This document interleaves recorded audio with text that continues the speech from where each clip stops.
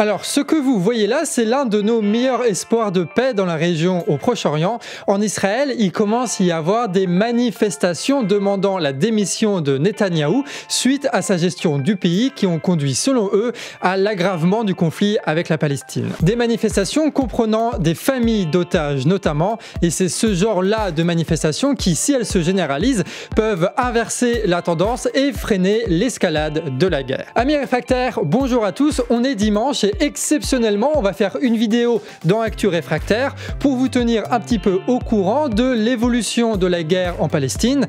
Vous aurez donc dans cette vidéo beaucoup de faits avec lesquels vous pourrez construire votre analyse, votre critique, votre opinion, et on va réserver un peu plus les analyses engagées pour la chaîne Canard Réfractaire. On va donc parler de ce qui s'est passé hier samedi 14 octobre et cette matinée du dimanche 15 octobre. Côté israélien, les autorités continuent leur bombardement de la bande de Gaza, aussi bien au sud qu'au nord, et ils ont affirmé récemment avoir tué l'un des organisateurs des massacres du 7 octobre. Et il y a eu aussi des reconfirmations. France Info interroge des experts militaires et confirme l'usage d'au moins 4 bombes au phosphore blanc utilisées par l'armée israélienne. Amnesty International parle eux aussi du phosphore blanc et répète la qualification de crime de guerre concernant le Hamas et l'État israélien. L'ONU parle de l'illégalité de l'action israélienne et parle d'hôpitaux au bord de l'effondrement, de morgues débordées et d'une crise de l'eau. Concernant les déplacements de la population imposés par l'armée israélienne, Médecins sans frontières déclare ceci. Nous condamnons sans équivoque cette action, la poursuite des effusions de sang aveugles et les attaques contre les soins de santé à Gaza. Nous essayons de protéger notre personnel et nos patients. D'autres hôpitaux refusent eux de se déplacer, ne voulant pas abandonner leurs patients malgré les menaces de l'armée israélienne, d'après le journal israélien Haaretz. Avant l'attaque contre Gaza, donc, il y a déjà 400 000 déplacés palestiniens et le nombre de morts continue d'augmenter jour après jour, contrairement aux dynamiques des autres guerres des précédentes années. L'armée israélienne prépare l'attaque contre Gaza. Netanyahou a prévu que ce n'était que le début.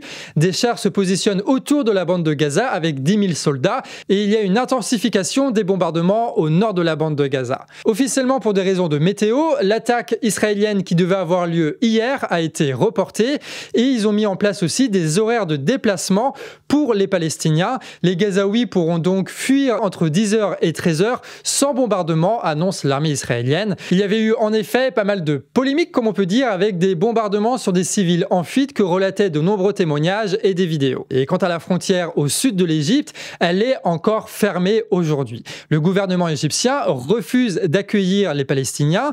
Il avait fait l'annonce d'accueillir au moins les binationaux, mais d'après le New York Times, même les binationaux doivent attendre à la frontière puisque rien n'est ouvert pour eux non plus. Même le matériel de secours de l'OMS, l'Organisation mondiale de la santé, reste à la frontière égyptienne. Les Gazaouis sont donc enfermés dans une bande de Gaza, sans eau, sans nourriture, sans carburant et bombardés en permanence. Côté Hamas, on a pu voir de nombreuses vidéos de leur bombardement. 4 obus à Sderot et plus de 1000 à Askelon. Un missile a frappé Tel Aviv et d'autres ont été arrêtés par le dôme de fer. Et on apprend que 300 Israéliens sont encore hospitalisés après le crime du Hamas de samedi dernier. Niveau international, la situation devient très tendue au Liban. Des échanges d'obus et de tirs se multiplient. Le Hezbollah a détruit des chars et assassiné de la sorte un soldat israélien à la frontière. L'État israélien a répondu avec des bombardements dans le sud Liban qui sont retombés sur une équipe de Reuters, la grande agence d'information anglophone. Et suite à ces bombardements, tu as un des journalistes qui est donc mort suite à ces frappes de l'armée israélienne. Une zone tampon a depuis été mise en place entre Israël et le Liban. Le ministre des Affaires iranienne, lui, a prévenu que l'entrée en guerre prévue du Hezbollah sera un terrible tremblement de guerre pour l'État israélien et rajoute ceci. Je veux avertir les criminels de guerre et ceux qui soutiennent cette entité avant qu'il ne soit trop tard pour arrêter les crimes contre les civils de Gaza parce qu'il pourrait être trop tard dans quelques heures. L'État iranien a rajouté plus tard que toute intervention terrestre de l'armée israélienne à Gaza impliquerait l'intervention de l'armée iranienne. Et donc ces deux informations, le renforcement des tensions avec le Liban et ces menaces de l'État iranien, peuvent expliquer pourquoi est-ce que l'armée israélienne israélienne a décalé son attaque contre Gaza. Mais évidemment, ça reste que des hypothèses. Pendant que la Russie joue les pacifiques, ce qui est un peu ironique en demandant un cessez-le-feu, il lance des discussions avec le Hamas officiellement sur la question des otages. Le Royaume saoudien suspend la normalisation de ses relations avec l'État israélien. L'État chinois veut lui être un intermédiaire de paix dans la région dans lequel il a beaucoup investi. L'armée états-unienne envoie lui son second plus grand porte-avions en Méditerranée en soutien à l'État israélien. Et l'État indien, lui, soutient l'État d'Israël pour favoriser l'islamophobie dans son pays et protéger ses investissements en Israël. Ce qui montre bien d'ailleurs que le bloc des BRICS n'est pas une entité unique avec une politique unique et des intérêts uniques.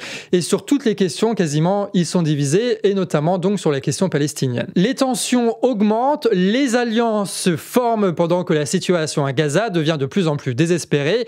On sent que l'invasion de Gaza par la terre de l'armée israélienne sera un tournant majeur dans l'histoire du Proche-Orient. Et donc évidemment, on vous tiendra au courant de tout ça dans nos vidéos. L'important va être de savoir comment est-ce que des mouvements pacifiques anti-guerre vont-ils se développer à la fois au Proche-Orient, en Israël donc, mais aussi dans les soutiens de l'État israélien dans les pays européens et aux États-Unis. D'ailleurs, d'après le journal israélien Haaretz, la succession des crimes de guerre de l'État israélien va peu à peu faire diminuer le soutien de l'Europe et des États-Unis vis-à-vis Israël. La question est de savoir est-ce que ce sera trop tard ou pas. Mais il y a eu d'autres articles de très bonne qualité, notamment Elucide, que je vous recommande chaudement, qui relaient les très bons chiffres de l'industrie de l'armement français. Les chiffres sont tellement bons ces dernières années que l'industrie de l'armement française est devenue la seconde plus grande exportatrice d'armes au monde. Ce qui peut expliquer les prises de position récentes d'Emmanuel Macron en faveur de l'État israélien et pour la répression aussi des mouvements pro-palestiniens en France, comme les manifestations qui sont interdites, puis réprimées par la police, y compris face à des journalistes qui ont été intimidés. Dans d'autres pays, notamment aux États-Unis et à Londres, ces manifestations sont ni interdites ni réprimées. Résultat, ces manifestations sont massives et ne posent aucun problème de sécurité. En France, tu as aussi une attaque terroriste qui a été faite dans un lycée. La question est de savoir est-ce que c'est directement en lien ou pas avec ce qui se passe en Palestine.